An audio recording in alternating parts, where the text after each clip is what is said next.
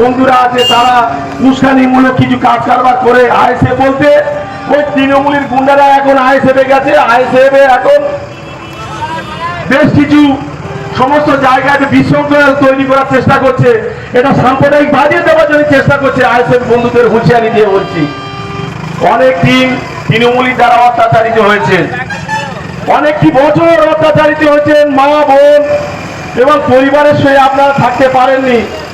আপনাদের কাছে এই মঞ্চ থেকে দুহাত জোড়ে অনুরোধ করব, আসুন স্বচ্ছ মুখ যারা আছে চলে আসুন, নেতৃত্ব দিন, বুথে নেতৃত্ব দিন, উন্নয়নের কাজে এগিয়ে আসুন।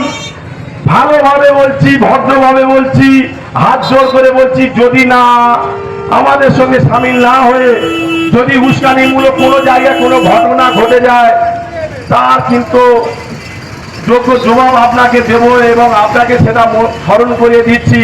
এই সমস্ত উস্কানিতে পা দেবেন না। জীবনতলা বাজারে আমরা যেদিন বিজয় উৎসব করেছিলাম আমাদের ফ্ল্যাগ ফেস্টন ছিল, সেই ফ্ল্যাগ ফেস্টন গুলো খুলে আইএসএফের ফ্ল্যাগ ফেস্টন লাগিয়েছেন, সবাইকে চিহ্নিত করে রেখেছি।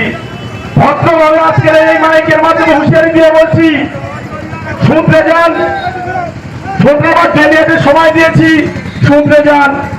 আর এই জীবনতলা পার্টি অফিসে আজকে থেকেও বলে দিচ্ছি, যদি কেউ যদি ওঠে তাকেও চিহ্নিত করুন, তাকেও চিহ্নিত করুন।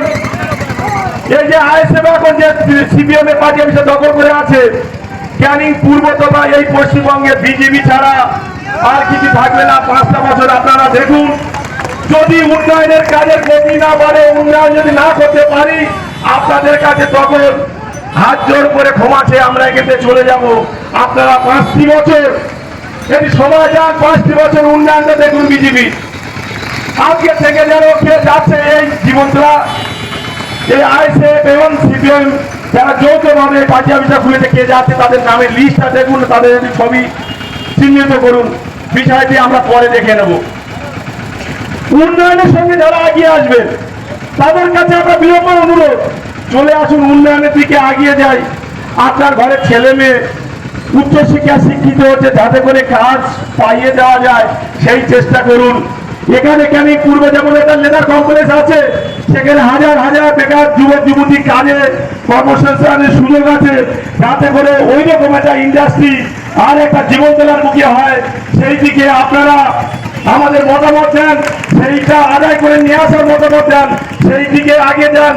আমাদের ঘরের ছেলেরা আজকে হাওড়ামারি মানে লোকিয়া মহাবিদ্যালয় থেকে যারা উচ্চশিক্ষা শিক্ষিত হচ্ছে, তারা কি অন্য রাজ্যে তো যাবে না। আমাদের যেহেতু পশ্চিমবঙ্গে সরকারে আছে, এখানে অনেক ইন্ডাস্ট্রি আসবে, তো অন্য বিধানসভা যাবে কেন?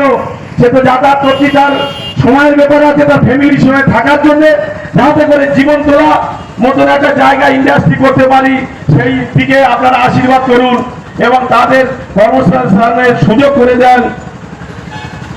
আর এই ব্যবসায়ী সমিতির কাছে আমি অনুরোধ করব, এই শব্দযন্ত্রের মধ্য দিয়ে যে যত দূর পর্যন্ত যাচ্ছে তাদের কাছে আমি বিলম্ব অনুরোধ করব, আমার কার্যকর্তাদের কাছে অনুরোধ করব। আমার কার্যকর্তারা এই পর্যন্ত যা খবর আছে, কোন দোকান মশারি কাউকে তালা মারেনি, তালা মেরেছে ওই আইএসএফ এবং তৃণমূলের মদতে। তবে কোনো ব্যবসায়ীদের উপরে আর এই সমস্ত কোনো রকম কোনো ঘটনা ঘটবে না। যদি ঘটে আপনারা আমাদের জানাবেন, তার ব্যবস্থা আমরা করে দেবো।